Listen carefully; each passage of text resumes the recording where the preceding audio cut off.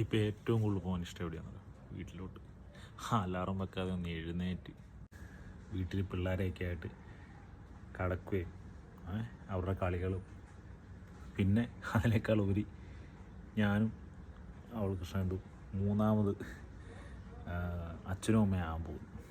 അപ്പം അതിൻ്റെ ആ ഒരു അവൾക്ക് ഉണ്ടാകുമ്പോൾ നമ്മളടുത്ത് വേണമെന്നുള്ളൊരു ഫീലും, പിന്നെ വിളിക്കുമ്പോൾ പിള്ളേർ അച്ചവാ അച്ചവാ എന്നുള്ളൊരു ഇതും കൂടെ കേൾക്കുമ്പോൾ ശരിക്കും പറഞ്ഞാൽ നാട് ഞാൻ ഭയങ്കരമായിട്ട് മിസ് ചെയ്യുന്നു. ഇവിടെ ഇങ്ങനെ ഇരിക്കുമ്പോൾ ഏറ്റവും കൂടുതൽ ഒറ്റയ്ക്ക് ഇരിക്കുമ്പോൾ തോന്നുന്നതും അത് തന്നെ. വീട് എൻ്റെ നാട്ടിൽ ചെല്ലുമ്പോഴേ ആളുകൾ ചോദിക്കും എന്ന് വന്ന് എന്നാ ഇനി തിരിച്ചു പോകുന്നത്, അതിനേക്കാളും ഒരു ആളുകൾ ചോദിക്കുന്നു. നമ്മുടെ നാട്ടിൽ കിട്ടുന്ന കുറേ ലൈഫ് ഒരിക്കലും നമുക്ക് ഇവിടെ കിട്ടത്തില്ല. ഇപ്പോൾ അവൾ അങ്ങനെ ഇരിക്കുമ്പോൾ അവളുടെ അടുത്തില്ല നല്ലോ എന്ന് ഓർക്കുമ്പോൾ ഒരു വിഷമം. അതാണ് എനിക്ക് എന്നെ ഏറ്റവും കൂടുതൽ വിഷമിപ്പിക്കുന്നത്. നാട്ടിലെ അസുഖം ഇവിടെ കിട്ടത്തില്ല.